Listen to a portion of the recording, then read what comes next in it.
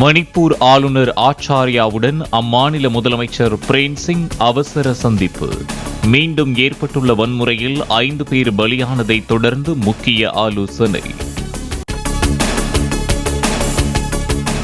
Paralympic ஆடவர் ஈட்டி எறிதல் போட்டியில் தங்கப்பதக்கம் வென்றார் நவ்தீப் சிங். முதலிடத்தை பிடித்த ஈரான் வீரர் பெய்த் தகுதி நீக்கம் செய்யப்பட்டதால் இந்திய வீரருக்கு தங்கப்பதக்கம். பாராலிம்பிக் 200 மீட்டர் ஓட்டப்பந்தயத்தில் இந்திய வீராங்கனை சிம்ரன் வெண்கலப் பதக்கம் வென்றார். 7 தங்கம், 9 வெள்ளி, 13 வெண்கலம் என 29 பதக்கங்களுடன் பதக்க பட்டியலில் 15வது இடத்திற்கு முன்னேறியது இந்தியா. 12 நாட்களாக நடைபெற்று வரும் பாரிஸ் பாராலிம்பிக் போட்டிகள் இன்றுடன் முடிகிறது. நிறைவு விழா அணிவகுப்பில் தேசிய கொடி ஏந்திச் செல்லும் வில்வித்தை வீரர் ஹர்விந்தர் சிங், தடகள வீராங்கனை பிரீத்தி பால். பாரிஸ் பாராலிம்பிக் போட்டியில் பதக்கம் வென்ற நவ்தீப் சிங், சிம்ரன் சர்மாவிற்கு பிரதமர் மோடி வாழ்த்து. அசாத்திய திறமை மற்றும் அர்ப்பணிப்பு மூலம் பதக்கம் வென்ற அவர்களால் நாடே பெருமை அடைவதாகவும் பதிவு. இலங்கை கடற்படை சிறைபிடித்த 22 மீனவர்களையும் 2 விசைப்படகுகளையும் விடுவிக்க நடவடிக்கை எடுக்குமாறு EPS வலியுறுத்தல். தூத்துக்குடி மீனவர்கள் நாளை நடத்தும் உண்ணாவிரத போராட்டத்தில் அதிமுக பங்கேற்கும் என்றும் அறிவிப்பு.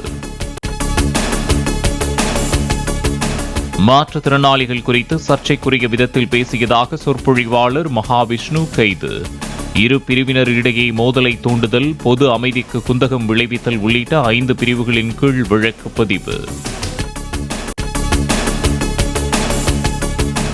மாற்றுத்திறனாளிகளை அவதூறாக பேசிய வழக்கில் கைது செய்யப்பட்ட மகாவிஷ்ணுவிற்கு வருகிற 20ஆம் தேதி வரை நீதிமன்ற காவல். சைதாப்பேட்டை நீதிமன்ற நீதிபதி உத்தரவை அடுத்து புழல் சிறையில் அடைப்பு. பள்ளி நிகழ்ச்சிகளை வரையறுக்க விரைவில் குழு அமைக்கப்படும் என அமைச்சர் அன்பில் மகேஷ் அறிவிப்பு. மகாவிஷ்ணு விவகாரத்தில் சட்டம் தன் கடமையை செய்யும் என்றும் பேட்டி. வேறு செய்தியை மறைக்க மகாவிஷ்ணு விவகாரம் பெரிதாக்கப்படுவதாக சீமான் விமர்சனம். மகாவிஷ்ணுவை பயங்கரவாதி போல விமான நிலையத்தில் வைத்து பிடிக்க வேண்டிய அவசியம் என்ன என்றும் கேள்வி.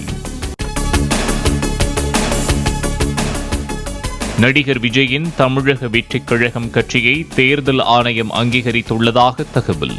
முறையான அறிவிப்பை விஜய் இன்று வெளியிட வாய்ப்பு. வேளாங்கண்ணி ஆரோக்கிய மாதா பேராலயத்தின் பெரிய தேர்பவனி கோலாகலம். ஆயிரக்கணக்கான பக்தர்கள் பங்கேற்று அன்னையை வழிபட்டனர்.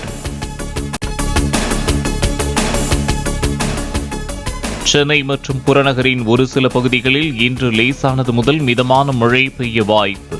மாநகரில் வானம் ஓரளவு மேகமூட்டத்துடன் காணப்படும் என்றும் வானிலை மையம் தகவல். தமிழ்நாட்டின் ஓரிரு இடங்களில் இன்று இடி மின்னலுடன் கூடிய லேசானது முதல் மிதமான மழை பெய்ய வாய்ப்பு. 13ஆம் தேதி வரை ஓரிரு இடங்களில் மிதமான மழை தொடரக்கூடும் என்றும் வானிலை மையம் தகவல். விநாயகர் சதுர்த்தியை ஒட்டி ரிலையன்ஸ் உரிமையாளர் முகேஷ் அம்பானி வீட்டில் சிறப்பு பூஜை வழிபாடு.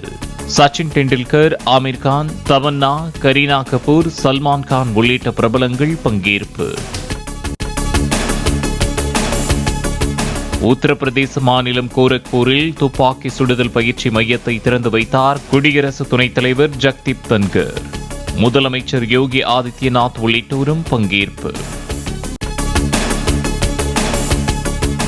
ஹைதராபாத் நகரில் 70 அடி உயர விநாயகர் சிலை வைத்து வழிபாடு. கொல்கத்தாவில் வியாபாரி ஒருவர் 500 கிலோ லட்டு வைத்து விநாயகருக்கு பூஜை. பிரேசில் தலைநகர் பிரேசிலியாவில் சுதந்திர தின கொண்டாட்டம். கண்கவர் அணிவகுப்பு, விமான சாகசங்களை கண்டு பார்வையாளர்கள் உற்சாகம்.